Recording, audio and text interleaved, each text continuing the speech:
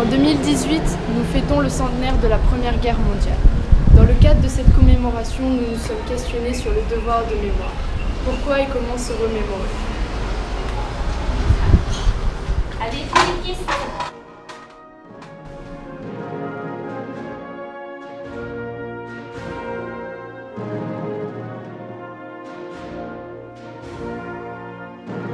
Il faut pouvoir parler de la Première Guerre mondiale aux plus jeunes et du rôle des Polynésiens pour la paix. Nous allons vous présenter les deux temps forts de la Première Guerre mondiale.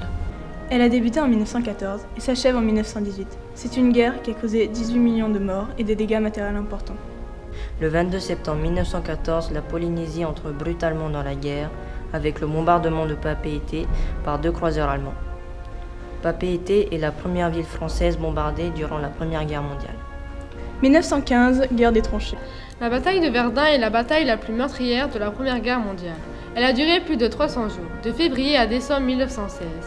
Elle fait plus de 300 000 victimes dans les deux camps. C'est une guerre qui a été inutile. 1918, armistice. Pour nous, commémorer, c'est transmettre la mémoire et se souvenir de ces soldats polynésiens morts au combat.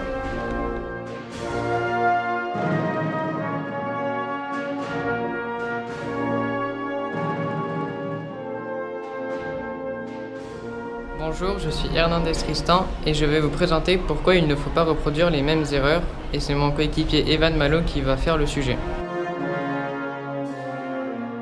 Il faut se remémorer pour respecter les sacrifices des anciens combattants afin que les nouvelles générations n'oublient pas cette guerre et ses conséquences. Se remémorer permet aussi de ne pas refaire les mêmes erreurs et aussi transmettre la mémoire et le savoir.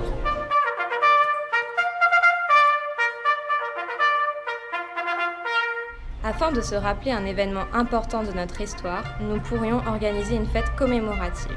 Elle se déroulerait dans l'enceinte du collège le 22 septembre pour se souvenir du bombardement de Papeete par 2 croiseurs allemands. Elle permettrait également de se remémorer les raisons qui ont poussé les Polynésiens à prendre les armes pour défendre la France avant l'arrivée de la mobilisation générale.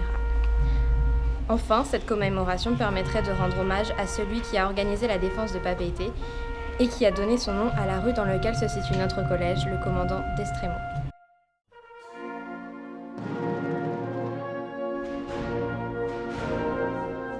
Une autre façon de commémorer sont les lieux de mémoire. On en trouve dans presque toutes les communes de France et ils sont là pour ne pas oublier cette guerre et toutes ses victimes. Pendant longtemps, il n'y avait qu'un seul monument aux morts en Polynésie française, à Papeete. Il y en a maintenant un peu plus, comme à Tiaray ou à Wahine, mais ils restent très peu nombreux.